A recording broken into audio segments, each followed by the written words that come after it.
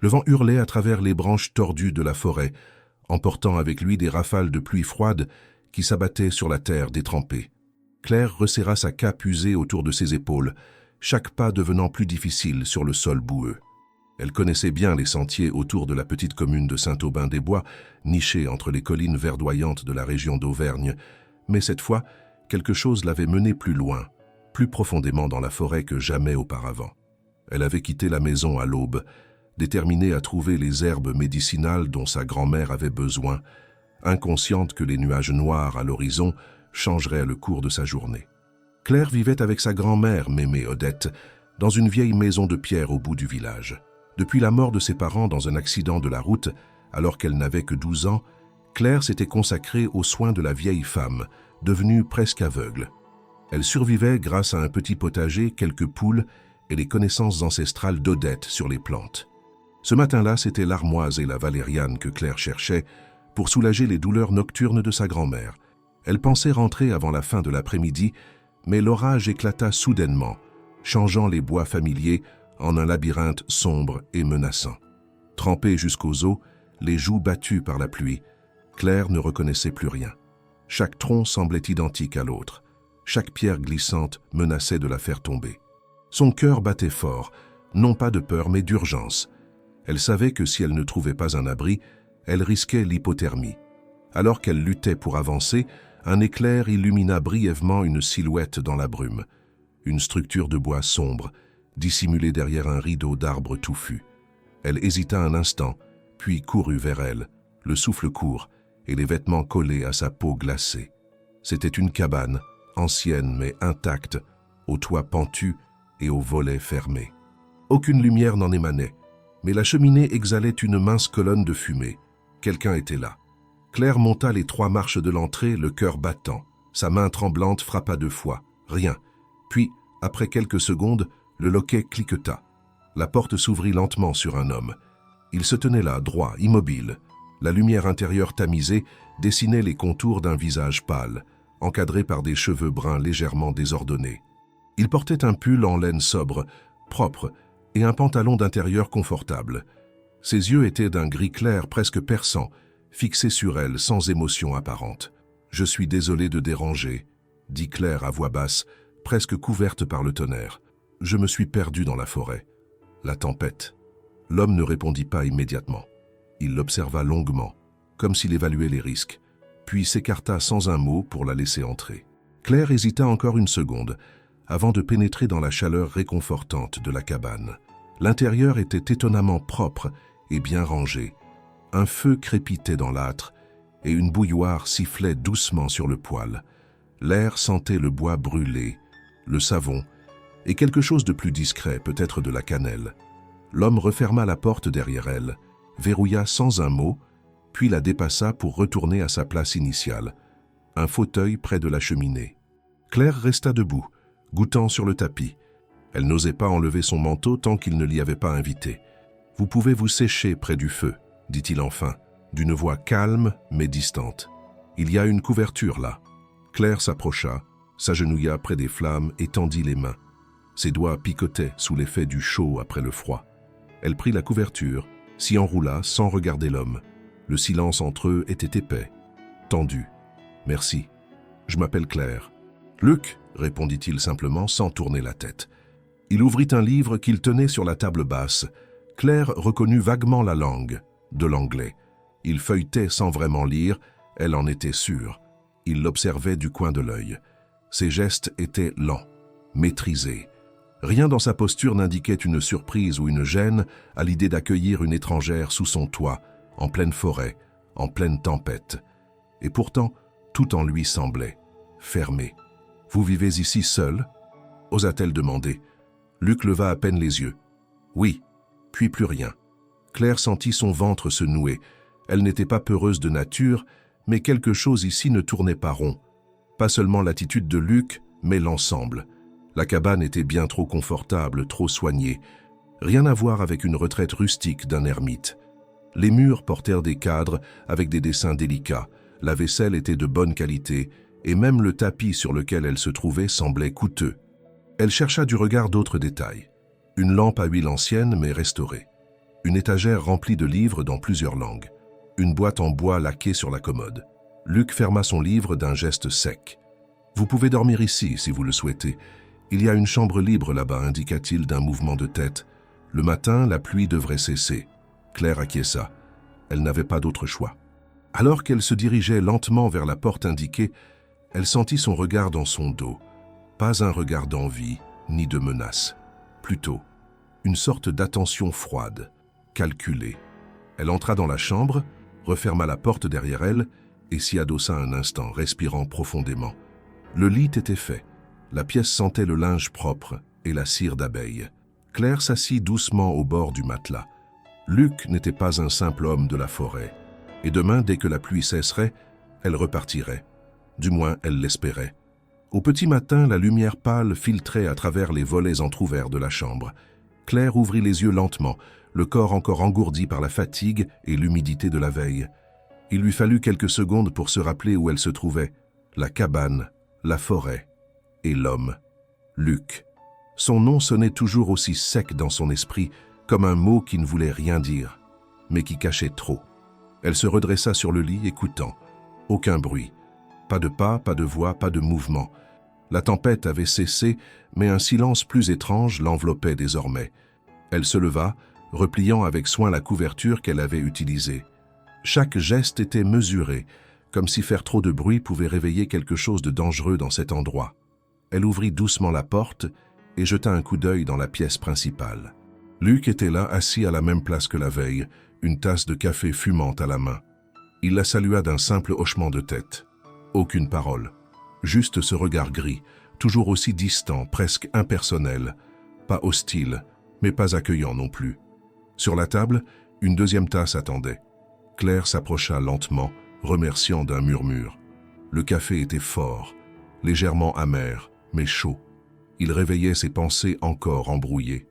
Elle aurait aimé poser des questions, entamer une conversation, mais quelque chose chez Luc l'en empêchait. C'était comme parler à un mur poli, un mur qui répondait avec des phrases minimales, mais sans jamais vraiment ouvrir la porte. Le regard de Luc était d'une neutralité troublante. Pas une étincelle de colère, de joie, de curiosité. Rien. Il la regardait comme on regarde un objet déplacé dans une pièce trop ordonnée. Pourtant, il n'était pas impoli. Il lui avait offert l'abri, une chambre, du café, mais c'était comme s'il le faisait mécaniquement, par devoir ou habitude, pas par souci réel. Claire observa davantage la pièce. Tout confirmait ses impressions de la veille. La cabane n'avait rien d'un refuge de fortune. Il y avait une organisation, une esthétique presque trop précise dans l'agencement des objets. Sur les étagères, des livres à la reliure intacte, certains en anglais, d'autres en allemand, en italien. Elle reconnut des auteurs dont elle avait entendu parler à l'école, mais jamais lus. Kundera, Nabokov, Camus. À côté d'une lampe à huile soigneusement nettoyée, une bouteille de vin dont l'étiquette portait un nom qu'elle avait déjà entendu lors d'un marché. Un grand cru de Bordeaux, très cher. Elle s'efforça de cacher son étonnement. Luc ne ressemblait en rien à un vagabond ou à un ermite. Ses vêtements, même s'ils semblaient simples, étaient manifestement de qualité. Les tissus bien coupés, les coutures solides, il n'y avait pas de poussière visible, pas de négligence. Chaque chose avait sa place. « Vous lisez beaucoup », dit-elle enfin, tentant de briser le mur de silence. Luc leva les yeux, prit une gorgée de café, puis répondit simplement « C'est un bon moyen de rester tranquille ». Claire sentit qu'elle n'obtiendrait rien de plus, mais elle n'était pas femme à se contenter de demi-mots. Quelque chose ici ne collait pas, et plus elle regardait, plus elle en était convaincue. Cet homme ne s'était pas réfugié dans cette forêt pour fuir la civilisation. Il s'y était installé avec soin, avec méthode, comme s'il avait voulu recréer un monde à l'image du précédent, mais dans l'ombre. Elle décida de sortir un instant, prétextant l'envie de prendre l'air. Luc hocha la tête sans réagir. À l'extérieur, la forêt semblait lavée, purifiée par la pluie de la veille. L'odeur du bois mouillé, de la mousse, de la terre fraîche emplissait l'air. Claire marcha un peu autour de la cabane. Elle découvrit un petit jardin à l'arrière, parfaitement entretenu. Des plantes en rangées nettes, une structure pour faire grimper des tomates, un compost organisé. Rien n'indiquait l'improvisation. Luc n'était pas un homme perdu. Il était un homme qui voulait disparaître, volontairement. Son regard se posa sur un abri en bois fermé par un cadenas. Un cabanon? Un atelier, un endroit qu'il ne voulait pas qu'on voie. L'idée germa doucement dans l'esprit de Claire. Elle ne savait pas encore ce qu'elle cherchait, mais elle était sûre de vouloir comprendre. Car l'inconnu, cet homme aux yeux glacés, n'était pas simplement un solitaire. Il était un homme qui cachait un passé. Et plus elle observait, plus elle voulait savoir ce que ce passé contenait. De retour à l'intérieur, Luc n'avait pas bougé. Il était maintenant plongé dans un carnet, écrivant à la plume. Claire s'assit en face de lui, décidée à ne pas se laisser intimider. « Je dois repartir aujourd'hui. Ma grand-mère m'attend. » Luc referma le carnet, sans brusquerie, mais avec un calme presque trop maîtrisé. « Le sentier sera encore glissant. Attendez au moins que le soleil ait un peu séché la terre. »« Je connais ces bois, » dit-elle. « Je m'en sortirai. » Il la fixa un instant, non pas avec inquiétude, mais avec ce même regard analytique. « Si vous insistez. » Elle termina son café, se leva et rassembla ses affaires. Elle n'avait pas encore pris de décision. Une part d'elle voulait partir, mettre fin à cette étrange tension. Mais une autre était attirée par le mystère. Et cette part-là, silencieuse mais tenace, refusait d'ignorer les signes. Avant de sortir, elle jeta un dernier regard à Luc. Il avait rouvert son carnet. Écrivait-il vraiment? Ou faisait-il semblant pour détourner l'attention? Elle franchit le seuil de la porte, mais cette fois, elle savait que quelque chose l'attacherait encore à cette cabane, et à l'homme qui vivait dedans, muré dans son propre silence, dans une solitude construite comme une forteresse. Un homme qui, sous son calme apparent, dissimulait peut-être une vérité bien plus complexe qu'il n'y paraissait. Le soleil était à peine levé quand Claire s'éloigna de la cabane, ses bottes encore humides, enfonçant doucement la terre détrempée. Elle n'avait pas parcouru plus d'une centaine de mètres qu'elle s'arrêta, saisie par une étrange hésitation. Chaque fibre de son corps lui disait de s'éloigner et de retrouver le sentier, sa maison, sa grand-mère, mais l'autre voix, plus profonde, murmurait qu'il fallait comprendre. Luc n'était pas un inconnu banal. Tout ce qu'elle avait vu, chaque détail de cette cabane, sonnait faux. Il y avait trop d'ordre, trop de silence, trop de confort. Rien de ce qu'elle connaissait de la vie rurale ne ressemblait à ce qu'elle avait vu entre ces murs. Alors, au lieu de continuer son chemin, Claire fit demi-tour, à pas lents, presque hésitant. Elle connaissait le rythme de la campagne, les habitudes des solitaires, les objets qu'on garde quand on vit avec peu. Mais ici, tout trahissait un passé plus vaste, plus luxueux. Une fois revenue près de la cabane, elle se glissa sur le côté, contournant lentement jusqu'à atteindre l'arrière. Luc n'était pas visible. Le jardin, lui, l'était toujours, ordonné, net, trop bien structuré pour quelqu'un qui vivrait coupé du monde par choix ou par nécessité. Elle s'approcha du petit abri fermé à clé qu'elle avait aperçu plus tôt. Le cadenas était robuste, récent, aucun signe de rouille. Derrière les planches, elle devinait des formes floues, peut-être des outils ou autre chose. L'envie de fouiller montait en elle, mais elle savait qu'elle risquait gros si Luc la surprenait. Elle se contenta de noter dans un coin de son esprit qu'un homme vraiment reclus n'aurait probablement pas besoin de cacher quoi que ce soit dans un cabanon fermé à clé. Claire retourna discrètement dans la cabane principale, faisant claquer la porte derrière elle comme si elle n'était jamais partie. Luc leva les yeux, toujours aussi impassible. Il préparait quelque chose sur la petite cuisinière. Des œufs, du pain grillé, du café, rien d'étrange. Et pourtant tout semblait trop propre, trop net. Il lui proposa une assiette qu'elle accepta par politesse. Le silence, encore une fois, s'installa entre eux, et elle le brisa avec une douceur calculée. « Vous avez beaucoup de livres. » Luc hocha la tête, sans rien ajouter. « Vous avez appris l'anglais à l'école ?»« Non, » répondit-il après un court instant. « Je l'ai appris. Ailleurs. Et l'allemand. » Il marqua une pause plus longue. « Pareil. » Claire avala une bouchée de pain. Elle le regardait du coin de l'œil. Son visage restait neutre, mais elle sentait une tension sous-jacente. Il choisissait ses mots avec une précision troublante, comme un homme habitué à éviter les pièges dans la conversation. « Vous avez vécu à l'étranger ?» Luc posa sa tasse, s'essuya les doigts avec un torchon plié sur ses genoux. « Peut-être, c'est du passé. » Cette fois, elle se tut. Ce n'était pas une réponse. C'était un mur. Mais un mur que Claire ne comptait pas laisser debout éternellement. Elle profita d'un instant où il se leva pour aller dans une autre pièce, pour examiner rapidement l'intérieur. Elle s'approcha de la cheminée. Sur le manteau de pierre, un cadre renversé. Elle le redressa. Une photographie ancienne en noir et blanc montrant un groupe d'hommes en costume devant un bâtiment viticole. Elle le reconnut, le domaine de Montvallon, l'un des plus réputés de la région bordelaise. Son oncle, ancien caviste, en parlait souvent avec admiration. Et parmi les hommes sur la photo, Luc, plus jeune certes, les cheveux plus longs, mais c'était bien lui. Aucun doute. Claire sentit son cœur battre plus fort. Il n'était pas un inconnu. Il était lié à un monde qu'elle n'aurait jamais pensé croiser, celui des grands noms, des affaires, de l'argent. Pourquoi un homme comme lui vivait-il reclus ici, sous une fausse identité? Pourquoi cette cabane dans une forêt reculée? Luc réapparut dans la pièce et Claire reposa rapidement le cadre. « Je vais ranger mes affaires. Je pars après le petit déjeuner », annonça-t-elle, feignant la neutralité. Il ne répondit rien, se contentant d'un bref mouvement de tête. Mais elle remarqua qu'il avait vu la photo redressée. Il ne dit rien, ne tenta pas de l'éloigner, mais ses gestes, dès lors, devinrent plus raides, plus lents, comme s'il comprenait qu'elle savait quelque chose. De retour dans la petite chambre, Claire rangea ses effets avec soin, puis s'arrêta un instant pour réfléchir. L'envie de partir se mêlait au besoin de rester. Non pas par peur ou par curiosité malsaine, mais parce qu'elle pressentait que Luc n'était pas un danger pour elle. Il était un homme qui fuyait quelque chose, pas par peur mais par dégoût.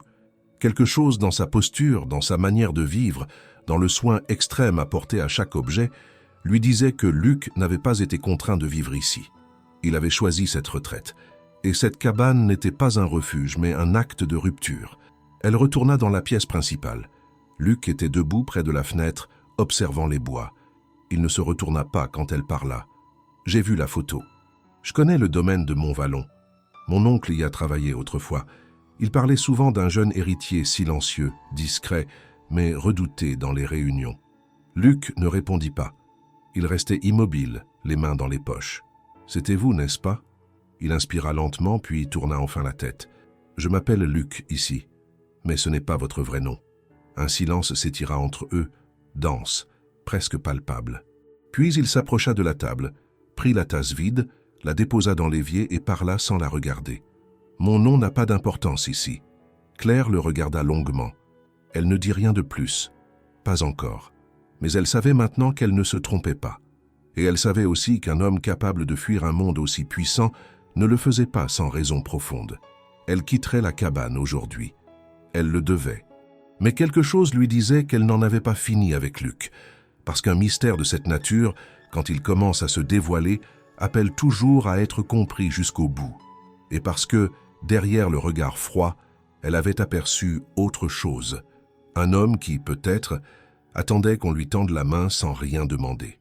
Lorsque Claire quitta finalement la cabane, le soleil était déjà haut dans le ciel, mais les flaques d'eau et les branches gorgées de pluie rappelaient encore l'orage violent de la veille. Elle ne dit pas au revoir à Luc, et lui non plus ne fit aucun geste d'adieu. Tout dans leur dernier échange avait été silencieux, presque contenu, comme si aucun des deux ne voulait reconnaître ce qui s'était insinué dans cette étrange cohabitation. Claire, toutefois, ne put s'empêcher de se retourner 2 fois, alors qu'elle descendait le sentier à moitié effacé par la pluie. La silhouette de la cabane s'éloignait derrière les arbres, mais l'image de Luc, debout derrière la fenêtre, restait gravée dans son esprit. Elle n'alla pas loin. Après une centaine de mètres, son pied glissa sur une racine détrempée et elle tomba lourdement. Une douleur vive jaillit de sa cheville, et elle poussa un cri étouffé. Elle tenta de se relever, mais la douleur s'intensifia aussitôt. Son souffle s'accéléra. Elle s'assit tant bien que mal, la jambe allongée devant elle. Sa cheville était déjà enflée. Elle savait reconnaître une entorse. Elle en avait déjà eu, en aidant à la récolte des pommes de terre dans les champs de la vallée. Cette fois, la douleur était plus aiguë. Elle était immobilisée. La pluie reprit, légère, mais persistante. Elle hésita longuement avant de se résigner. Elle n'avait pas de choix. Boiter pendant plusieurs kilomètres dans un terrain boueux était impossible. Sans autre solution, elle entreprit de retourner à la cabane. Chaque pas était une torture. Lorsqu'elle arriva, trempée et souffrante, Luc ouvrit la porte sans dire un mot. Il observa sa jambe, puis s'écarta, la laissant entrer. Elle tituba jusqu'à la chaise près du feu. « Je me suis tordu la cheville », dit-elle en grimaçant. Luc s'accroupit devant elle, observa attentivement la blessure, puis alla chercher une trousse de premiers soins dans un meuble bas. Il nettoya la zone, appliqua une pommade à l'odeur mentholée, puis banda solidement la cheville. « Il va falloir quelques jours avant que vous puissiez marcher normalement », dit-il d'un ton égal. Claire soupira, plus d'épuisement que de douleur. Elle savait qu'il avait raison. Elle ne repartirait pas tout de suite. Ce soir, elle dormirait ici. Peut-être même demain. Et elle devrait supporter encore ce silence pesant. Mais quelque chose lui disait que cette immobilisation imprévue n'était pas un simple contretemps. Elle avait maintenant l'occasion de voir plus, de comprendre mieux. Le reste de la journée se déroula lentement. Luc lui apporta une chaise plus confortable, installée près de la fenêtre, et un livre. Il ne posa aucune question. Claire, de son côté, décida de ne pas lui en poser non plus, du moins pas tout de suite. Elle observa, écouta, attendit. Lorsque la nuit tomba, la tension dans la cabane devint presque tangible. Le feu crépitait dans l'âtre, projetant des ombres dansantes sur les murs en bois. Claire s'était endormie un moment dans le fauteuil, mais se réveilla soudain sans comprendre pourquoi. Il faisait nuit noire, aucun bruit. Puis elle entendit une voix, faible mais claire, une voix d'homme. Luc parlait. Elle tendit l'oreille, retenant son souffle. Il était dans la pièce à côté, probablement celle qu'il utilisait comme bureau ou chambre. Ce n'était pas un monologue, il parlait à quelqu'un, au téléphone. Elle reconnut l'intonation particulière d'un discours fluide, presque professionnel, en anglais. « The investment in Bordeaux is no longer under my control. No, I cannot return yet. It's not the right time. » Claire sentit un frisson parcourir son dos.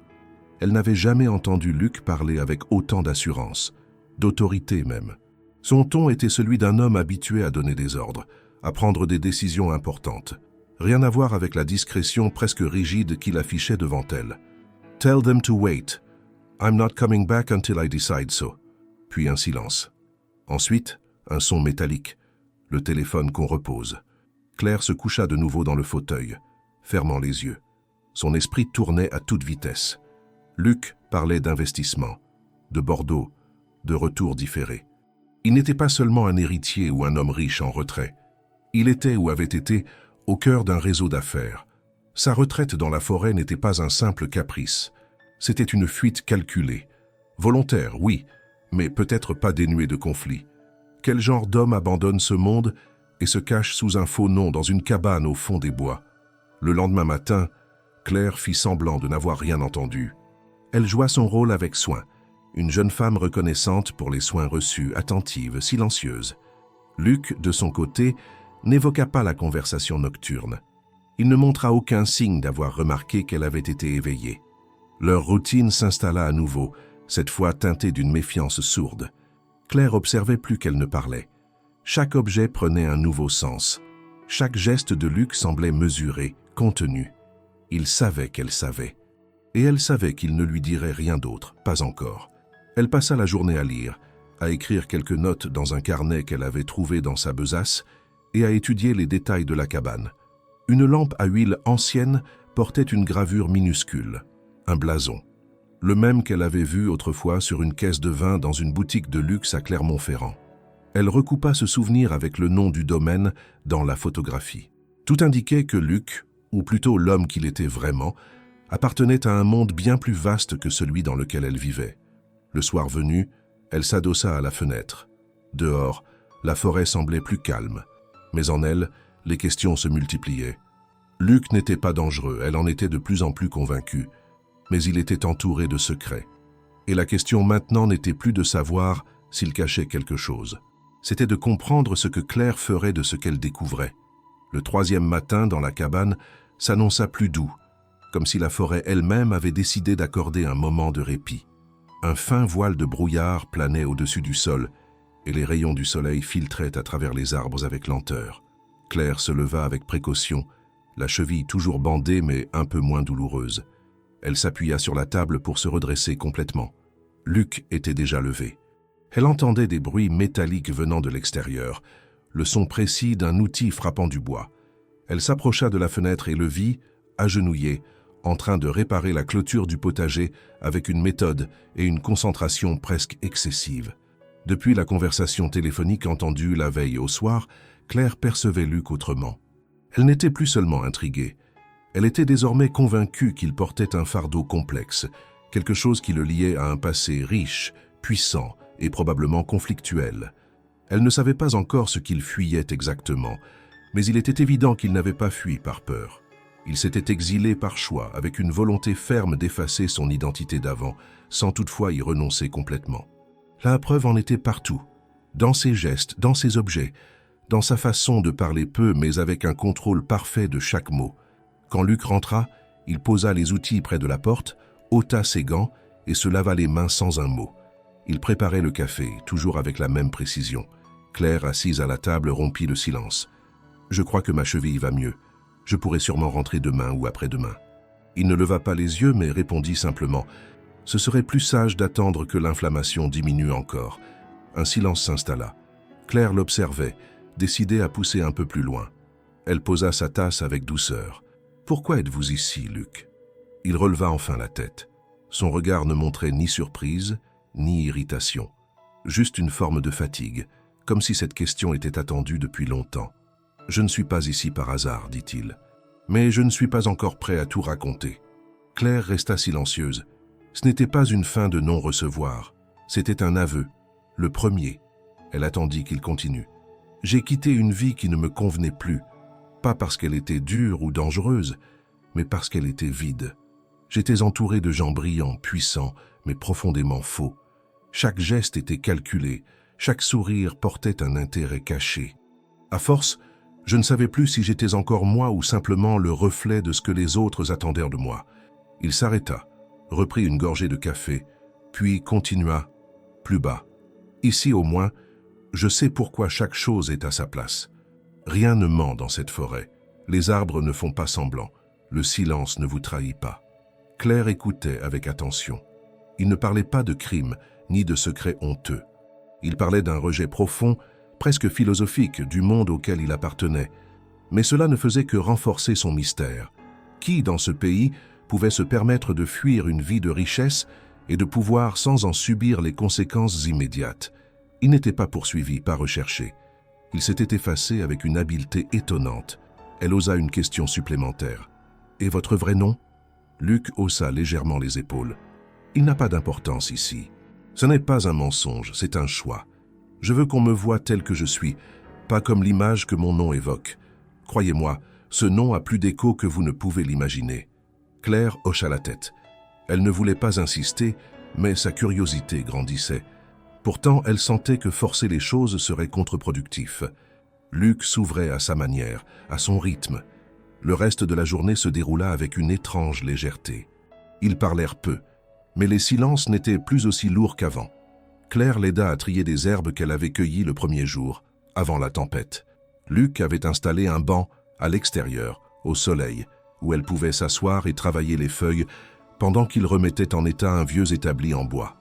Elle observa ses gestes. Il savait manier les outils avec une précision inhabituelle. Chaque vis, chaque planche, chaque mesure était faite avec un soin méticuleux. À un moment, elle le vit sortir un vieux carnet de sa poche et noter quelque chose rapidement. Elle lui demanda avec légèreté « Vous écrivez quoi dans ce carnet ?» Luc sourit légèrement pour la première fois depuis qu'elle le connaissait. « Des idées, des plans, des choses que j'aimerais faire ici, des choses que je n'ai jamais eu le temps de faire, avant. » Claire sentit que c'était un nouveau pas. Il ne fuyait pas seulement. Il construisait quelque chose, lentement mais résolument. Elle se demandait ce qu'elle faisait dans ce tableau, pourquoi il lui parlait, pourquoi il l'avait gardé là, malgré sa méfiance apparente. Peut-être parce qu'elle n'était pas impressionnée par lui, peut-être parce qu'elle ne le regardait pas comme un nom, mais comme un homme seul perdu dans ses pensées et ses souvenirs. À la fin de la journée, alors que le ciel virait à l'orange, Claire fit une remarque presque anodine, mais pleine de sous-entendus. « Si vous cherchez à reconstruire quelque chose, vous pourriez commencer par cette cabane. » Luc s'arrêta, la regarda longuement, puis répondit d'un ton calme mais décidé. « C'est exactement ce que je pensais faire, mais je ne veux pas la reconstruire seule. » Claire comprit immédiatement ce qu'il voulait dire. Il ne parlait pas de clous, de poutres ou de fenêtres. Il parlait de recommencer autrement. De créer un endroit où les règles seraient différentes, où il ne serait plus obligé de jouer un rôle, où elle, peut-être, pourrait avoir une place. Luc ajouta, sans détour, « Vous pourriez m'aider si vous le souhaitez. Restez quelques jours, réfléchir avec moi à ce qu'on pourrait faire ici. » Claire ne répondit pas tout de suite. Elle regarda la forêt, les arbres immobiles, le calme autour d'eux. Une part d'elle savait que sa grand-mère l'attendait. Une autre savait que ce qu'elle venait de vivre, ces 3 jours, n'avait rien d'ordinaire. Elle n'était pas tombée par hasard sur cette cabane. Et Luc, malgré tout son silence, ne l'avait pas repoussée. Il venait, pour la première fois, de lui tendre la main. Le lendemain matin, Claire se réveilla un peu plus tôt que d'habitude, profitant du calme avant que Luc ne commence ses travaux. La cheville la gênait encore un peu, mais elle savait qu'elle pourrait bientôt repartir. Elle s'assit près de la fenêtre et regarda la forêt, son esprit en proie à des réflexions contradictoires. Luc avait ouvert une porte qu'elle n'avait pas vue venir.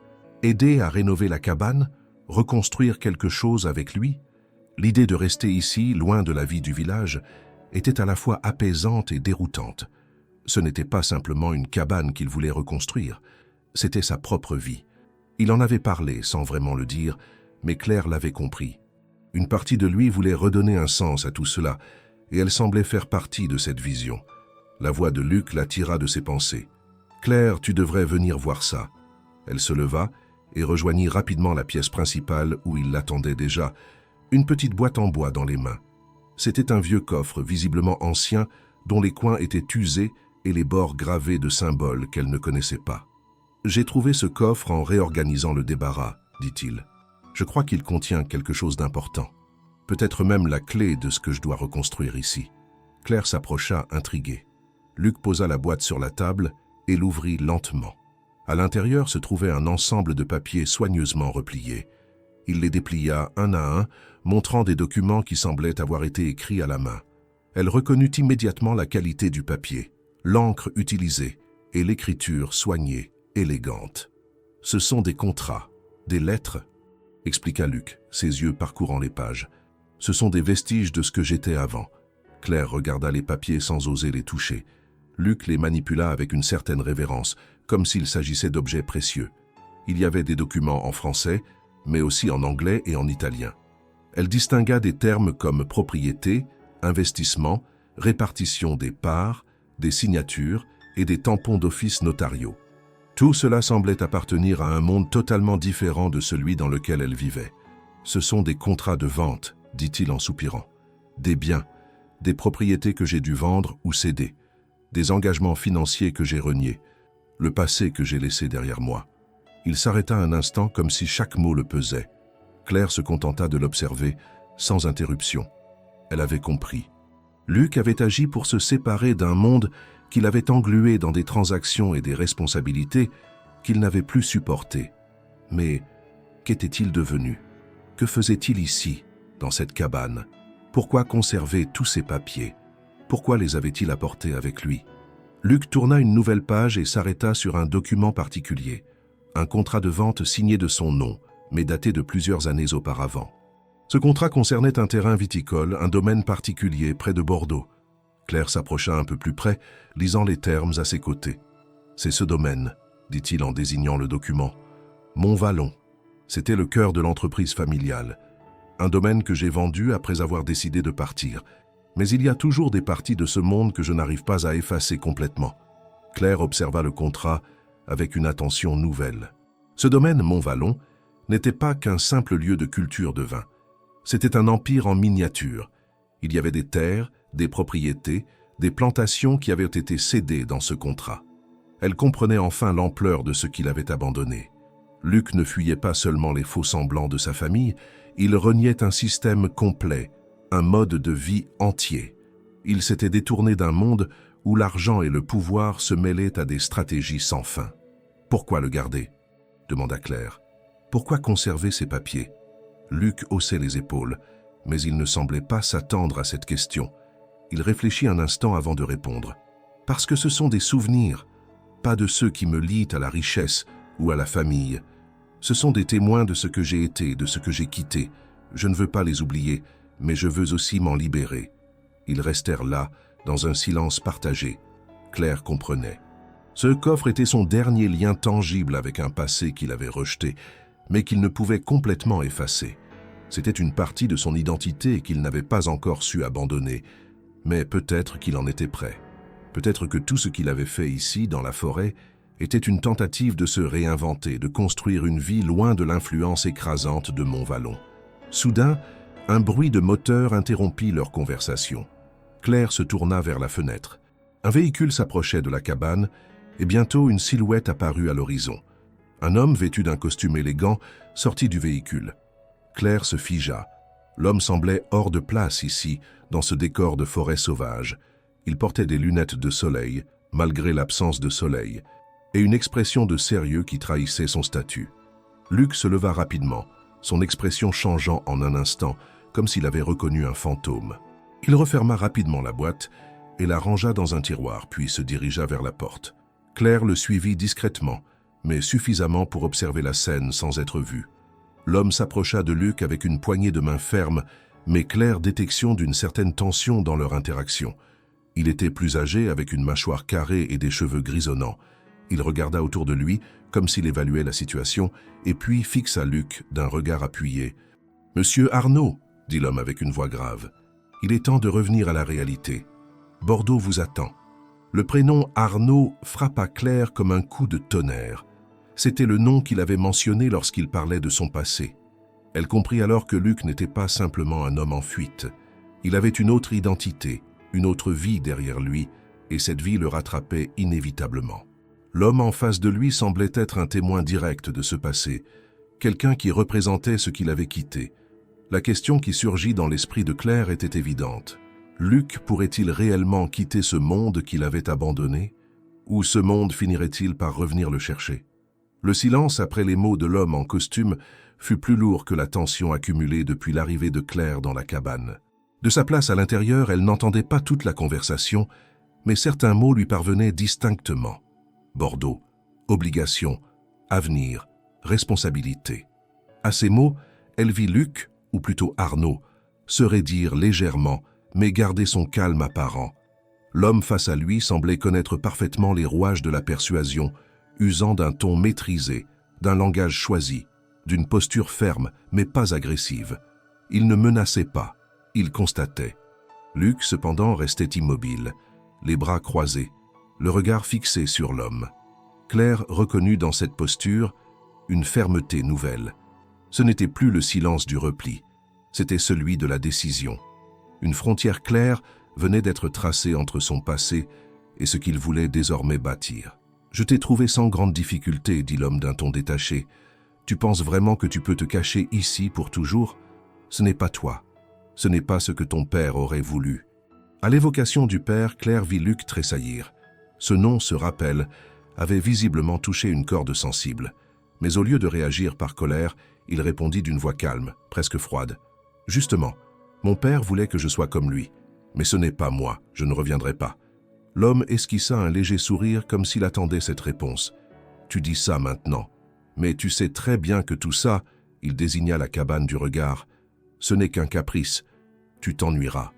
Tu regretteras. » Luc secoua la tête lentement. « J'ai passé toute ma vie à regretter ce que j'étais devenu là-bas. Ici, je me découvre. Je ne m'ennuie pas. Je respire enfin. » L'homme ne répondit pas immédiatement. Il fouilla dans la poche intérieure de son veston et en sortit une enveloppe blanche qu'il tendit à Luc. « Les actionnaires attendent une décision. Si tu refuses de revenir, tout ce qui te reste sera liquidé. Tu sais ce que ça implique. C'est ta dernière chance. » Luc prit l'enveloppe sans la regarder, la garda en main un instant, puis leva les yeux vers lui. « Je ne suis plus intéressé. Vends, liquide, fais ce que tu veux.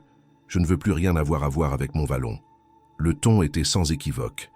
L'homme acquiesça légèrement, presque à contre-cœur. « Très bien, je transmettrai ta réponse. Mais ne t'étonne pas si certains viennent frapper à ta porte. Tu restes une figure publique, même ici. » Luc ne répondit pas. Il tourna simplement les talons et rentra dans la cabane. Claire se redressa, le cœur battant. Elle le vit refermer la porte lentement, comme s'il coupait symboliquement le lien avec ce passé. Lorsqu'il la vit, il ne sembla pas surpris. Il s'approcha de la table, déposa l'enveloppe dessus, puis s'assit sans un mot.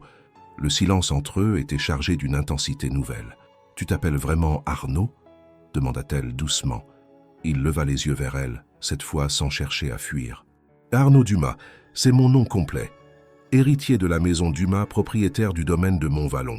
L'un des derniers grands noms encore entre les mains d'une seule famille. Ou du moins, c'était le cas. J'ai tout quitté il y a 3 ans, sans prévenir. J'ai vendu ce que je pouvais, transféré le reste, et je suis parti. Claire prit quelques secondes pour assimiler les mots. Elle comprenait enfin l'ampleur de ce qu'il avait abandonné. Pourquoi me l'avoir caché? Il soupira longuement, comme si cette question résumait tout ce qu'il avait fui. Parce que dès qu'on connaît mon nom, les regards changent. On ne me voit plus, moi. On voit l'héritier, le riche, le responsable d'un empire. Je ne veux plus de ça. Je veux qu'on m'écoute pour ce que je suis, pas pour ce que j'ai possédé. Claire hocha lentement la tête. Elle comprenait. Elle venait d'un monde où les noms ne pesaient pas lourd, où l'on se définissait par le travail, la réputation, la parole donnée. Chez elle, le nom Dumas n'évoquait rien. Mais maintenant, elle savait que son silence était une protection, pas une trahison. « Et cette cabane ?» demanda-t-elle. Luc, Arnaud sourit faiblement. Elle appartenait à un ouvrier du domaine. Il est mort il y a plusieurs années, sans famille.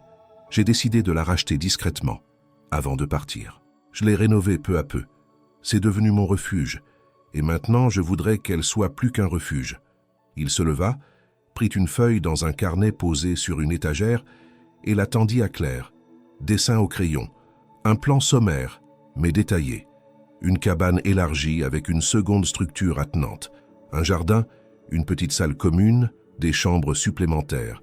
Tout y était dessiné avec une précision simple, presque modeste.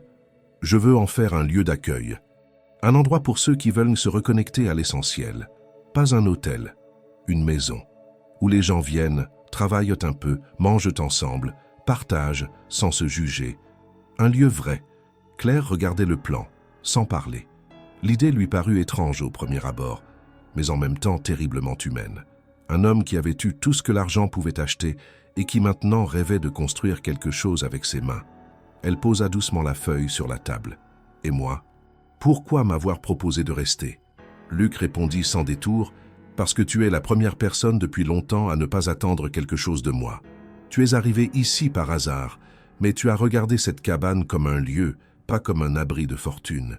Et tu as vu en moi un homme, pas une réputation. » Le silence qui suivit ne fut pas pesant. Il était rempli de reconnaissance mutuelle.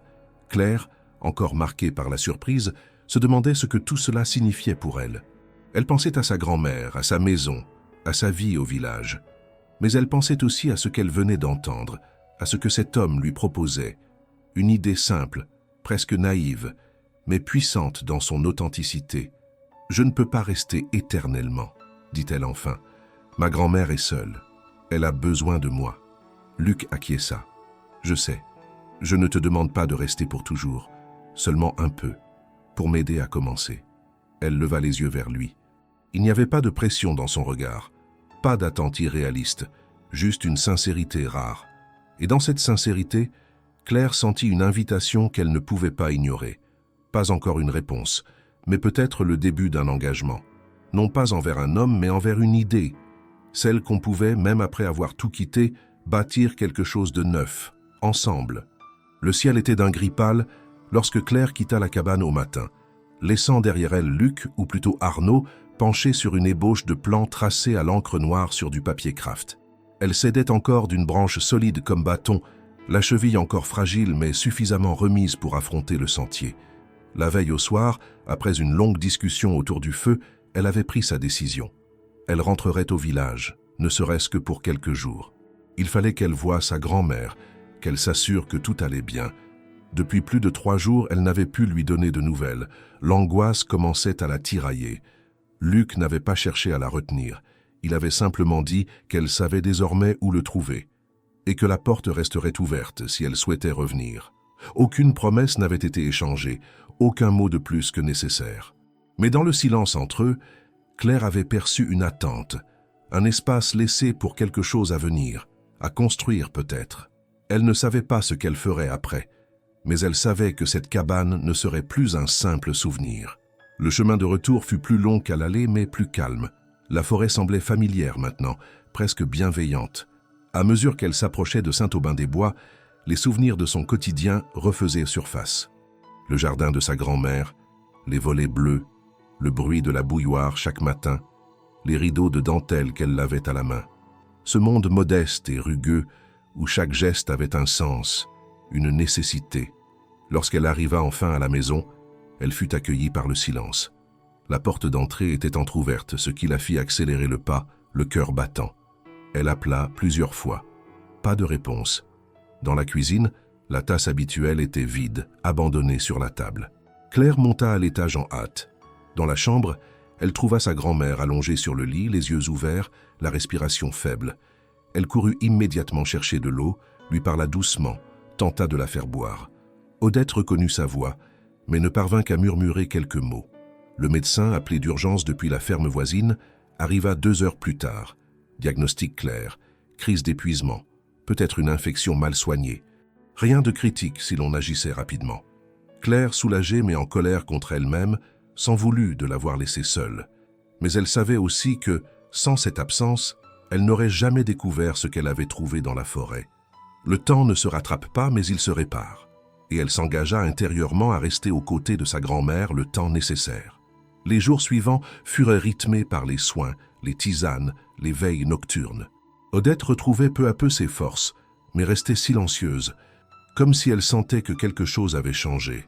Un soir, alors qu'elles étaient assises côte à côte dans la cuisine, la vieille femme parla sans préambule. « Tu as vu quelque chose là-bas, hein?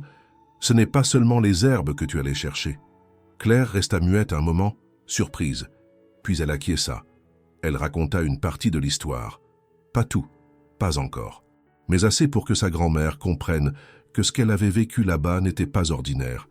Odette écoutait, les yeux à moitié fermés, un léger sourire au coin des lèvres. « Tu es comme ta mère, » dit-elle enfin, curieuse, obstinée, incapable de rester dans une case. « Tu trouveras ta place, même si c'est dans les endroits les plus improbables. » Claire ne répondit pas. Ces mots résonnaient fort en elle. 2 jours plus tard, alors qu'elle terminait de tailler les rosiers devant la maison, elle aperçut une silhouette au bout du chemin. Un homme, grand, marchant d'un pas hésitant mais décidé. Elle reconnut immédiatement Luc, Arnaud. Il portait un manteau sombre et tenait un petit sac en cuir à la main. Lorsqu'il arriva devant elle, il resta un instant sans parler. Puis il demanda simplement « Puis-je entrer ?» Claire hocha la tête, encore surprise. Elle l'invita à l'intérieur. Sa grand-mère était réveillée, assise dans le fauteuil près de la fenêtre. Lorsque Luc entra, leurs regards se croisèrent. Odette fronça légèrement les sourcils, comme si un souvenir tentait de remonter à la surface. « Vous avez un visage que je connais, » murmura-t-elle. Luc s'avança doucement. « Arnaud Dumas, » dit-il. « Mon père était Louis Dumas. » Le silence devint presque irréel dans la pièce. Odette resta immobile, puis hocha lentement la tête. « Oui, je me souviens. J'ai travaillé pour lui. À Montvallon, il y a longtemps. » Luc s'assit face à elle, le regard sincère, presque grave. « On m'a raconté que vous aviez été renvoyé brusquement pour un vol. Un collier disparu dans la maison de maître. » Odette baissa les yeux. Claire la regardait, abasourdie. Elle n'avait jamais entendu parler de cela. La vieille femme respira profondément avant de répondre. « Oui, une histoire montée de toutes pièces. Je n'ai jamais rien volé. Mais j'étais jeune, seul, et je n'avais aucun moyen de me défendre. » Luc sortit alors de son sac un dossier. Il l'ouvrit, révélant des copies de lettres, de rapports internes, de témoignages anciens. « J'ai fouillé les archives du domaine, » dit-il. Il y avait des incohérences, des documents manquants, et surtout des preuves que l'accusation n'avait aucun fondement. Vous avez été utilisé comme bouc émissaire. Odette resta silencieuse, les yeux brillants. Claire, elle, sentit un mélange de colère et de soulagement. La vérité, après tant d'années, refaisait surface. « Je suis venu vous le dire en personne, » poursuivit Luc. « Ce que ma famille vous a fait subir est impardonnable. Je ne peux pas changer le passé, mais je peux réparer une partie de ce tort. » Il tendit une enveloppe à Claire. À l'intérieur, un document notarié, une reconnaissance d'erreur, un dédommagement officiel, une somme modeste, mais symbolique. Ce n'était pas l'argent qui comptait, c'était le geste, la réparation, la reconnaissance. Odette referma les yeux un instant, puis elle murmura « Merci. Il n'y a pas beaucoup de gens qui reviennent pour corriger les fautes des autres. » Luc se leva, salua la vieille femme avec respect, puis se tourna vers Claire. « J'avais besoin de venir ici, pour elle, et aussi pour toi. » Claire le regarda en silence. Ce qu'il venait de faire n'était pas un acte de convenance, c'était une décision profonde.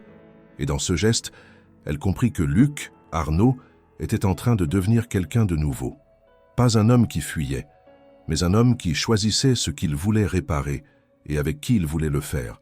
Les jours qui suivirent la visite d'Arnaud furent chargés d'une étrange densité émotionnelle pour Claire. Elle avait toujours vu sa grand-mère comme une figure stable, forte, presque indestructible dans sa discrétion. Mais ce qu'elle avait appris au sujet de Montvallon, du renvoi injuste, de l'humiliation subie en silence, venait bouleverser tout ce qu'elle croyait savoir de leur histoire familiale.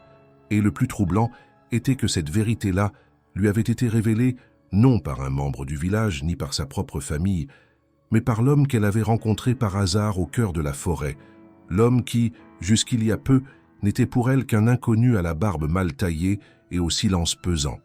Claire passait désormais le plus clair de son temps à prendre soin d'Odette. La santé de la vieille femme s'améliorait de jour en jour, et avec elle revenait une forme d'élan vital qu'on aurait pu croire éteint. Chaque matin, elle demandait à relire les documents apportés par Arnaud, comme pour vérifier que tout cela était bien réel. Elle caressait le papier du bout des doigts, relisait les dates, les signatures, les courriers de l'époque, les notes en marge. Parfois, elle laissait échapper un soupir à peine audible. Pas de colère, pas de rancune, plutôt un soulagement, comme si, enfin, quelque chose avait été rendu à sa place. Claire, de son côté, sentait grandir en elle une forme de gratitude, mêlée à une interrogation silencieuse. Que représentait vraiment Arnaud dans sa vie maintenant? Était-il seulement un messager du passé, un homme en quête de rédemption, ou quelque chose de plus difficile à nommer, plus subtil, plus ancré dans le présent? Elle revoyait ses gestes précis, son regard direct, la manière dont il avait écouté sa grand-mère sans chercher à se justifier. Arnaud n'avait pas offert de discours creux ni de promesses irréalistes. Il avait agi. Et dans ce monde où l'on parle tant sans rien faire, ce geste avait pour Claire une valeur presque inestimable. Un matin, alors que le soleil illuminait les collines autour du village, Claire reçut une lettre manuscrite glissée dans sa boîte aux lettres. Elle la reconnut aussitôt. L'écriture fine et régulière était celle d'Arnaud. La lettre était brève mais dense.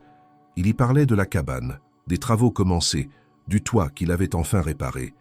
Il ajoutait qu'il avait commencé à tracer le potager à l'arrière et qu'il pensait à installer des panneaux solaires, non pour isoler davantage, mais pour créer une autonomie simple et durable. À la fin de la lettre, une phrase « Je ne sais pas ce que tu décideras, mais si tu viens, ce ne sera pas en tant qu'invité. Ce sera ta maison aussi, si tu le veux. » Claire garda la lettre toute la journée dans la poche de sa veste. Elle la relut plusieurs fois sans jamais vraiment trouver de réponse immédiate. Ce n'était pas une demande, ni une déclaration. C'était une offre, une possibilité, une main tendue sans pression. Dans l'après-midi, alors qu'elle arrosait les plantes du jardin, Odette l'appela depuis la véranda. « Claire, j'aimerais te montrer quelque chose. » Elle la rejoignit, s'essuya les mains et s'assit à côté de la vieille femme qui tenait une boîte en métal cabossée. Claire la connaissait depuis toujours, cette boîte. C'était là que sa grand-mère gardait les papiers importants, les souvenirs, les lettres de famille, les photos rares. Odette l'ouvrit lentement et en sortit une photographie ancienne, légèrement jaunie. Elle la tendit à Claire. « Regarde bien. » Sur la photo prise visiblement dans les années 50, on voyait un groupe de femmes dans une cour de ferme. Au premier plan, une jeune fille souriante, en tablier, portant un panier de linge. À l'arrière-plan, deux hommes en costume observèrent la scène. Claire reconnut immédiatement la silhouette de l'un d'eux. C'était le père d'Arnaud, Louis Dumas, plus jeune, mais déjà imposant. À côté de lui, un autre homme que Claire ne connaissait pas. Et la jeune fille au panier, c'était Odette. « C'est la seule photo que j'ai gardée de mon passage à Montvallon, dit-elle. C'était avant que tout dérape, avant les accusations, avant qu'on me jette dehors sans explication. » Claire observa la photo longtemps. Cette image du passé liait désormais sa propre histoire à celle d'Arnaud bien plus profondément qu'elle ne l'avait cru. Il ne s'agissait plus simplement d'une rencontre dans une forêt pendant une tempête. Il y avait des filles invisibles, tissées bien avant leur naissance, qui semblaient avoir attendu tout ce temps pour se reconnecter. « Tu sais, » ajouta Odette, « je ne t'ai jamais parlé de cette époque, parce que je croyais qu'elle ne valait pas la peine d'être racontée. Mais aujourd'hui, je crois que c'est différent. Ce que tu as vécu avec ce garçon-là, ce n'est pas rien. Et peut-être que ce n'est pas un hasard non plus. Parfois, ce qu'on croit perdu revient d'une manière inattendue. » Claire ne répondit pas. Elle rangea la photo dans la boîte, la referma avec soin et laissa les mots de sa grand-mère s'installer en elle. Elle ne croyait pas aux signes du destin, mais elle savait reconnaître les cycles. Et celui-ci, manifestement, n'était pas encore achevé. Le lendemain, elle prépara un petit sac, rien de trop. Juste quelques vêtements, son carnet, un livre. Elle prit aussi les herbes que sa grand-mère aimait infuser. Avant de partir, elle s'assit à côté d'Odette, lui prit la main et lui dit simplement « Je vais voir comment va le chantier ». Odette sourit sans poser de questions. Claire prit la route à pied, refusant l'offre d'un voisin de l'emmener en voiture. Elle voulait sentir chaque pas, retrouver le chemin, reprendre possession du sentier qui, désormais, ne menait plus seulement à une cabane perdue dans les bois, mais à un lieu où quelque chose se construisait. Peut-être une maison, peut-être une autre version d'elle-même, peut-être une suite à l'histoire que personne n'avait jamais terminée. Le vent d'automne soufflait légèrement à travers les branches encore épaisses de la forêt lorsque Claire franchit à nouveau la clairière. La cabane, plus familière que jamais, apparaissait comme un repère. Rien n'avait changé dans son apparence, mais une transformation invisible avait eu lieu. Ce n'était plus un abri temporaire, mais un endroit vers lequel elle revenait consciemment, avec la volonté d'y construire quelque chose. Luc, Arnaud, travaillaient à l'arrière, les manches retroussées, les mains noircies de terre. Lorsqu'il l'aperçut, il ne dit rien. Il se contenta de sourire, puis essuya ses paumes sur un chiffon avant de venir à sa rencontre. Ils ne parlèrent pas beaucoup ce jour-là. La présence de Claire suffisait. Elle s'installa près du jardin, examina les nouvelles pousses, observa les marques au sol qui délimitaient les futurs espaces du projet. Tout portait la trace d'une construction lente mais solide. Rien d'ambitieux, rien de démesuré. Juste une cabane en train de devenir maison. Un lieu pensé pour vivre autrement. Ce n'est que le soir, alors qu'ils partageaient un repas simple, qu'Arnaud rompit le silence avec une gravité nouvelle. « Je retourne à Bordeaux. » Claire le regarda sans comprendre immédiatement. Il reprit calmement. « Je dois affronter ce qui s'est passé là-bas. Pas seulement pour ta grand-mère, pour moi aussi. J'ai fui, j'ai tout quitté. Mais aujourd'hui, je ne veux pas que ce que nous bâtissons ici repose sur des non-dits. J'ai retrouvé des lettres, des documents. Il me manque encore des réponses. Je veux savoir exactement qui a accusé ta grand-mère. Et pourquoi ?» Claire resta un instant silencieuse. Elle savait que cette décision était importante. Arnaud ne fuyait plus. Il revenait en arrière non pas pour reprendre ce qu'il avait abandonné, mais pour comprendre, pour assumer, pour réparer à la racine. « Je viens avec toi, » dit-elle. Il la regarda avec surprise, mais ne protesta pas. Ils partirent 2 jours plus tard, à l'aube. Le trajet jusqu'à Bordeaux se fit sans hâte. Claire, qui n'avait jamais mis les pieds dans une grande ville, observait les immeubles, les larges avenues, les enseignes lumineuses, avec un mélange de curiosité et de prudence. Arnaud, lui, semblait différent, plus tendu, plus mesuré, comme si chaque coin de rue réveillait un souvenir. Ils arrivèrent devant un bâtiment ancien, siège administratif du domaine Montvallon, une imposante structure de pierre claire, flanquée de lourdes portes vitrées. À l'intérieur, le contraste était saisissant. Parquet brillant, murs ornés de tableaux, personnel en costume, silence contenu. Arnaud fut reconnu immédiatement. Un jeune homme, probablement un assistant, s'approcha avec empressement. « Monsieur Dumas, nous ne savions pas que vous alliez venir en personne. »« Justement, » répondit-il, « j'ai besoin d'avoir accès aux archives du domaine, celles de l'année 1962 jusqu'à 64. Embauche, sécurité, incidents internes. Tout. » Le jeune homme hésita puis acquiesça. Il les guida vers une salle aux murs couverts d'étagères, chaque rayon contenant des dossiers numérotés, classés par années et catégories. Claire resta en retrait, tandis qu'Arnaud commençait à fouiller. Le bruit sec des dossiers que l'on extrait, les feuilles qui se tournent rapidement, le crayon qui note des références, rythmait le silence. Après plusieurs heures de recherche, il trouva ce qu'il cherchait. Une série de rapports internes, datés précisément de la semaine où Odette avait été renvoyée. Il y était question d'une disparition d'un bijou, d'un collier en or blanc appartenant à l'épouse de Louis Dumas. Un nom revint à plusieurs reprises dans les annotations marginales. Bertrand Dufort, alors responsable de la logistique, est connu pour son zèle. Dans une lettre manuscrite adressée à Louis Dumas, Bertrand Dufort affirmait que la jeune Odette L. devait être renvoyée immédiatement pour préserver l'image du domaine. Arnaud lut la phrase à voix haute, son regard s'assombrissant. Ce Dufort. Il a pris une décision unilatérale, et mon père l'a laissé passer, sans enquête, sans preuve. Rien ne confirme le vol. C'est une simple déclaration, suivie d'un renvoi immédiat. Claire s'approcha. Elle regarda les signatures, les dates, les tampons. Tout indiquait une procédure précipitée, sans fondement. Une injustice entérinée par confort ou par mépris. Arnaud ferma lentement le dossier. « Je vais faire publier une note officielle. Je veux que le nom de ta grand-mère soit blanchi dans les registres comme dans la mémoire de ce domaine. » Ils sortirent du bâtiment en fin de journée. Claire le suivait en silence. Elle voyait qu'il était ébranlé. Non pas par une surprise, mais par la confirmation de ce qu'il avait pressenti depuis le début. Son père, l'homme qu'il avait suivi, obéi, peut-être même admiré un temps, avait fermé les yeux sur une injustice manifeste, par faiblesse ou par stratégie. Ils passèrent la nuit dans une petite auberge en périphérie de la ville. Claire, installée sur le balcon, observait les lumières lointaines. Arnaud la rejoignit, une tasse à la main. « Merci d'être venu. Je ne sais pas si j'aurais eu la force d'y aller seule. » Claire ne répondit pas tout de suite. Puis, calmement, « Ce que tu as fait, c'est juste. Ce n'est pas à moi que tu dois rendre des comptes. C'est à toi-même. » Il hocha lentement la tête.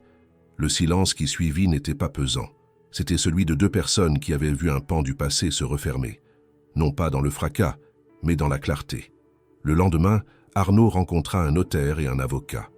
Il signa une déclaration officielle destinée à être publiée dans le registre du domaine, avec mention claire de l'erreur commise à l'époque et de la réhabilitation d'Odette. Il envoya aussi une copie au maire de Saint-Aubin-des-Bois, demandant que l'information soit partagée publiquement.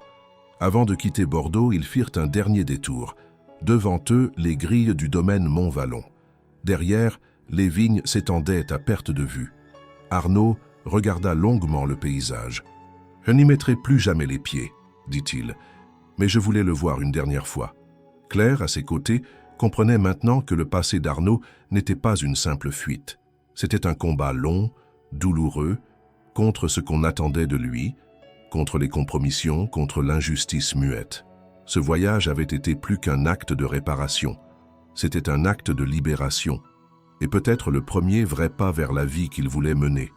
Une vie différente, authentique, à ses conditions. Le retour à Saint-Aubin-des-Bois se fit dans un silence apaisé.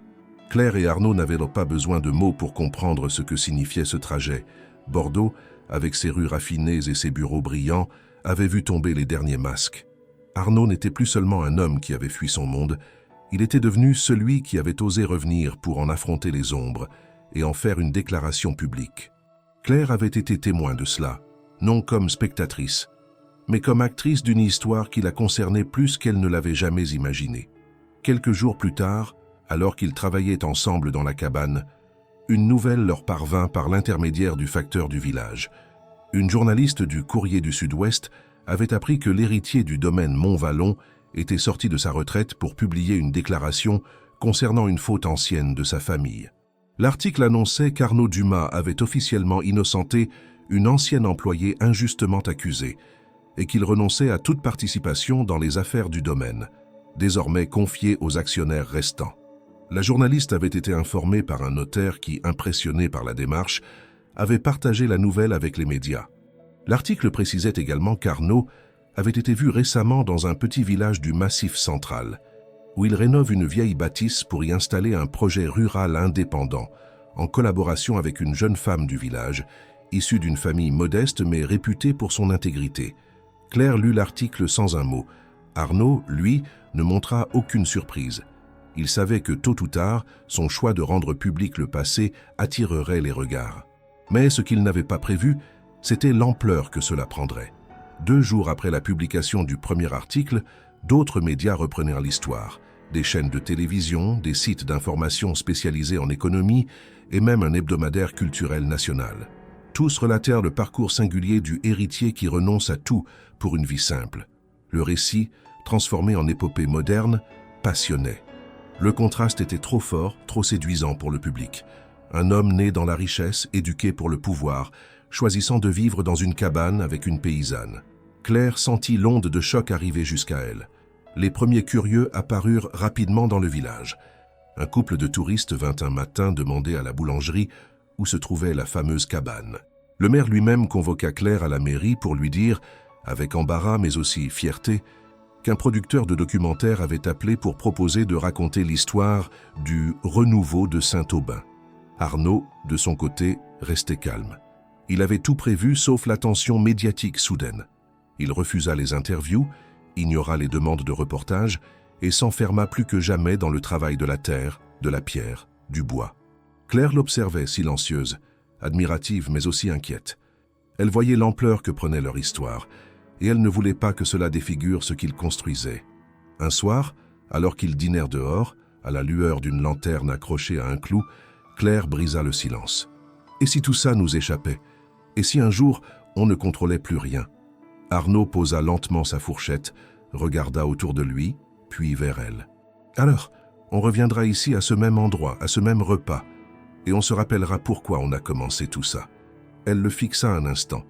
Il ne cherchait pas à rassurer par des mots inutiles. Il disait juste ce qu'il ferait, avec une conviction tranquille. Ce fut ce soir-là qu'il lui proposa sans détour une nouvelle idée. Et si on officialisait ce projet? Si on créait une structure légale, mais à notre image? Une petite coopérative, sans actionnaire, sans hiérarchie. Juste un lieu géré par ceux qui y vivent, qui y travaillent, qui y croient? Claire resta un moment silencieuse. L'idée était belle, elle faisait sens. Elle représentait une réponse à tout ce qu'il rejetait. La logique du profit, la compétition, le paraître. Et plus que tout, c'était une manière d'inscrire leur histoire dans le réel, dans le durable. Le lendemain, ils commencèrent les démarches. Arnaud contacta un avocat de confiance, issu d'un réseau alternatif, qu'il avait découvert quelques années plus tôt. Ensemble, ils rédigèrent les statuts d'une maison d'accueil rurale à gestion collective. Le lieu serait ouvert à des voyageurs, des artistes, des saisonniers, mais aussi à des personnes en transition, en reconversion ou en quête de sens. Pas un refuge, pas une communauté fermée, un espace de passage, de travail et de partage. La nouvelle circula vite, amplifiée par le précédent intérêt médiatique. Mais cette fois, elle fut portée par d'autres voix, des personnes issues de milieux modestes, des agriculteurs, des enseignants, des soignants, qui voyaient dans ce projet quelque chose de concret, de crédible, de souhaitable. Certains écrivaient pour proposer de l'aide, d'autres pour demander à venir quelques jours, poser la main sur un outil, participer à une récolte ou simplement observer. Le projet attirait ceux qui n'étaient pas séduits par les projecteurs, mais par l'idée d'un autre mode de vie. Arnaud, pourtant, tenait à une chose, protéger Claire. Il refusa toutes les propositions qui impliquaient de faire d'elle un symbole. Il déclara publiquement que le projet n'était pas porté par une histoire d'amour romancée, mais par deux volontés lucides et égales qui avaient décidé de faire ensemble quelque chose d'utile. Ce fut lors d'une conférence de presse improvisée, qu'il avait d'abord refusée puis acceptée sous condition, qu'Arnaud prononça la phrase qui fit le tour des réseaux sociaux et des rédactions. « Je ne tourne pas le dos à ma famille ou à la richesse, je tourne le dos au mensonge. Aujourd'hui, je veux construire quelque chose qui n'a pas besoin de briller pour être précieux. Et si je le fais, c'est parce qu'une fille de la terre m'a montré que la vérité ne se cache pas dans les discours, mais dans la constance des gestes simples. Ce fut à la fois un coup de tonnerre et une clarté. Claire, en écoutant l'enregistrement de cette déclaration le soir même, ne sut pas quoi ressentir. Elle ne se reconnaissait pas dans les mots que les journaux utilisaient pour la désigner. La paysanne au cœur pur, la muse silencieuse. Elle n'était ni une légende, ni une figure. Elle était Claire, une femme avec une grand-mère à soigner, une terre à travailler, un homme à épauler, un projet à défendre. Elle décida alors, sans le dire à Arnaud, qu'elle prendrait la parole lors de l'inauguration officielle du projet. Elle écrirait ses propres mots, pas pour briller, mais pour affirmer à sa manière que cette histoire n'appartenait ni aux journaux, ni aux passants. Elle appartenait à ceux qui l'avaient bâtie, pas à ceux qui l'avaient racontée. La première pierre, ils la posèrent un matin de novembre, sous une pluie fine qui imbibait la terre mais ne ralentissait pas les gestes. Claire et Arnaud étaient seuls ce jour-là, malgré les nombreuses propositions de bénévolat reçues depuis l'annonce du projet. Ils avaient décidé que le début devait leur appartenir à eux seuls. Ni caméra, ni discours, ni spectateurs. Juste leurs deux corps fatigués mais engagés, deux paires de mains saisissant les outils avec une rigueur nouvelle. Il ne s'agissait pas d'un chantier comme les autres. C'était le prolongement d'une idée partagée, devenue intention, puis volonté. Leur décision ne passait plus par les mots. Tout était désormais incarné dans l'acte. La structure qu'ils érigeaient ne ressemblait pas à une auberge traditionnelle. Inspirée de la simplicité des fermes anciennes de la région, elle mêlait matériaux naturels et techniques modernes, sans tomber dans le folklore. Les fondations avaient été coulées à la main, à l'aide d'un béton de terre stabilisé. Les murs étaient montés en bois local, taillé par Arnaud lui-même, qui avait retrouvé dans ce travail manuel une forme de paix qu'aucun conseil d'administration ne lui avait jamais offerte. Claire, de son côté, coordonnait les espaces intérieurs. Elle avait redessiné l'ancienne pièce de vie de la cabane, qui serait désormais une salle commune, ouverte sur la cuisine et sur l'extérieur. Elle avait pensé chaque coin comme un espace fonctionnel mais accueillant. Pas de décoration superflue, mais des étagères faites à partir d'anciennes caisses de vin, des bancs en bois brut, des lampes réparées avec soin. Chaque objet avait une histoire, chaque outil une mémoire. Peu à peu, les gens commencèrent à venir.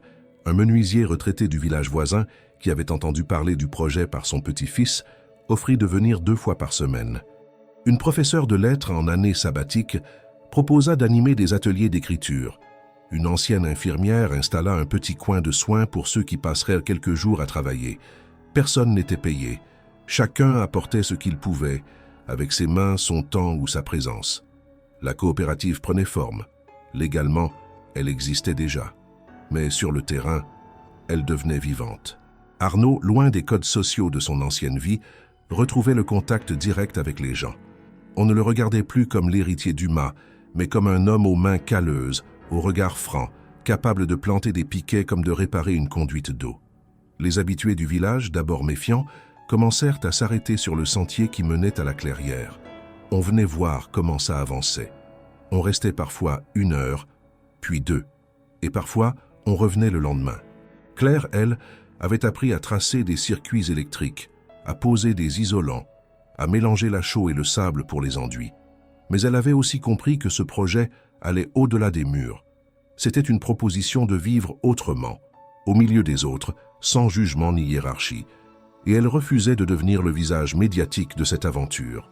Lorsque des journalistes continuaient d'appeler, elle leur répondait par une phrase simple. « Venez avec des bottes et un marteau, sinon restez chez vous. » Le projet ne visait pas à croître, mais à durer.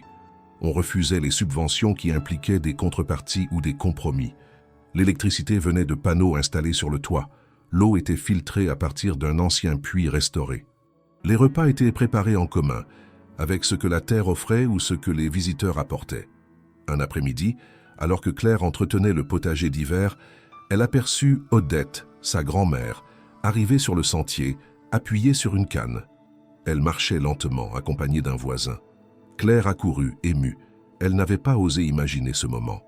Odette s'arrêta devant la façade encore inachevée, observa la charpente, les fenêtres, les outils éparpillés, puis se tourna vers sa petite fille. « Alors, c'est ici que tu plantes les graines de demain ?» Claire sourit. Arnaud arriva à son tour, salua respectueusement la vieille femme, qui le fixa un moment avec cette intensité propre aux gens qui ont traversé trop de choses pour se laisser impressionner. « J'ai vu ce que tu as fait pour laver mon nom, » dit-elle. « Tu n'étais pas obligé. »« Si, » répondit Arnaud. « Pour moi, c'était nécessaire. » Elle hocha simplement la tête, puis elle s'assit sur un banc, face à la prairie. « J'ai connu ce monde que vous refusez, celui qui broie les humbles et qui flatte les puissants. Ce que vous construisez là, c'est fragile, mais c'est juste.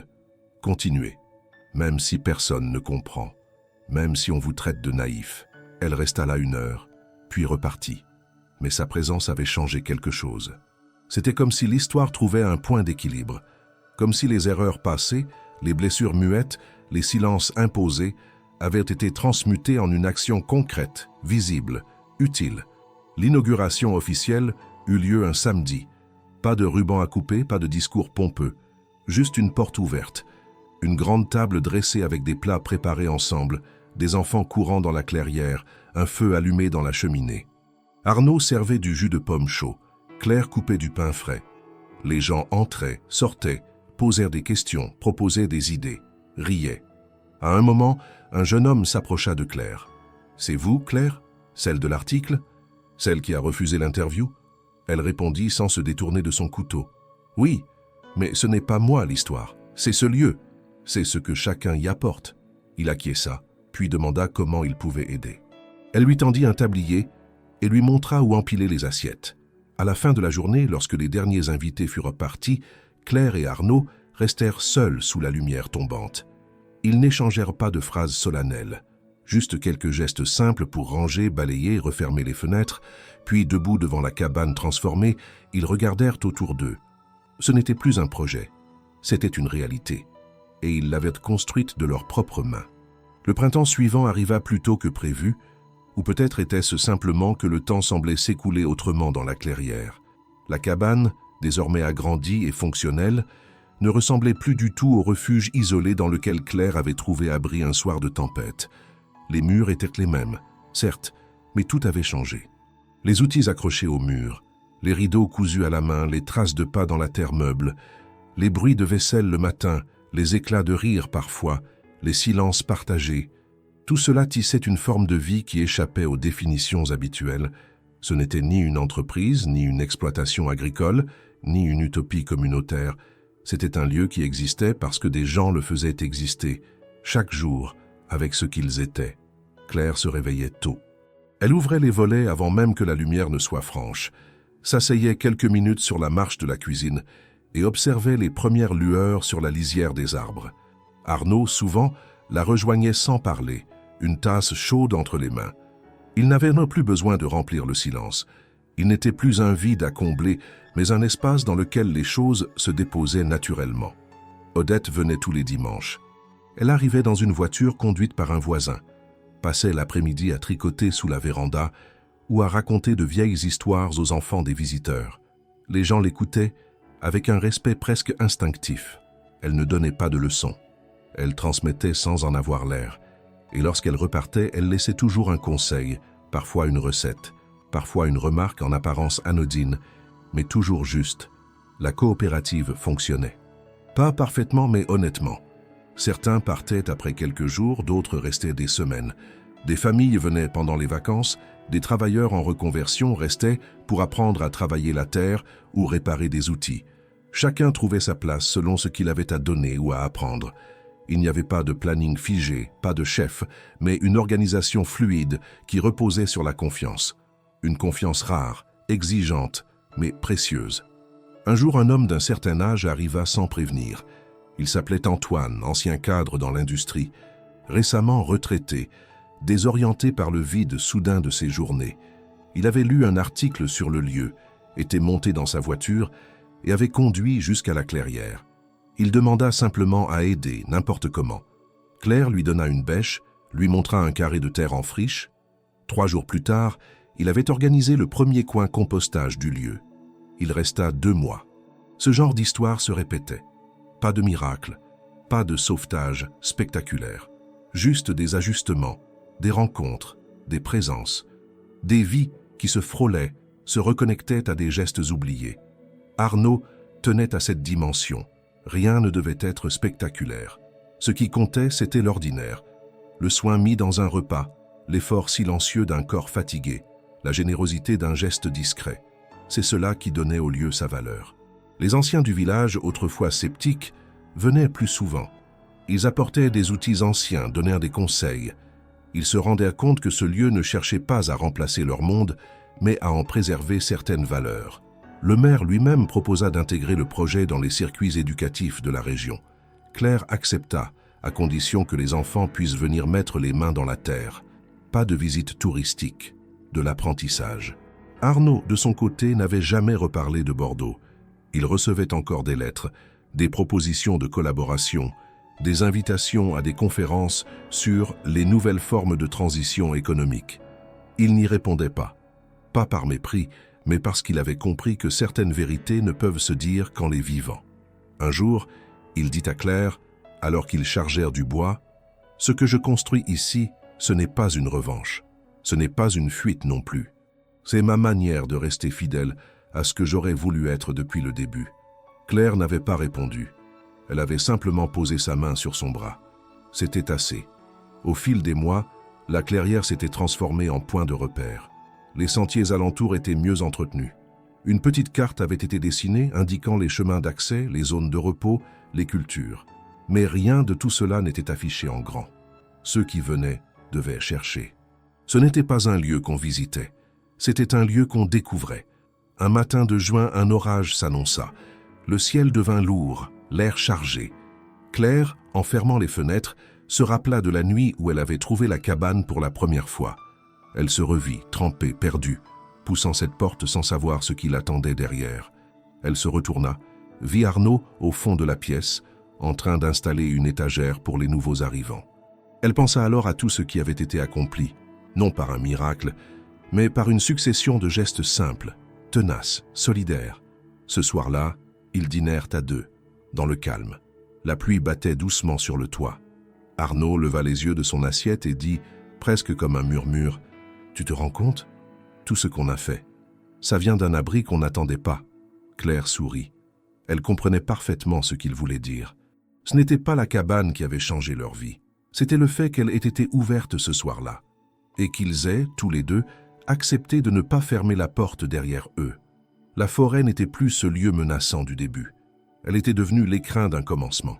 Pas une fin heureuse, pas un conte de fées, mais une réalité vivante, imparfaite, forte. Et dans cette réalité, l'invisible, ses gestes sans témoin, ses choix discrets, ses regards échangés sans mots, avait pris toute sa place.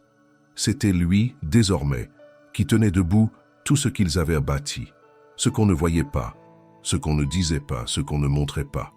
C'était cela qui, au fond, comptait le plus, parce que c'était cela, l'essentiel.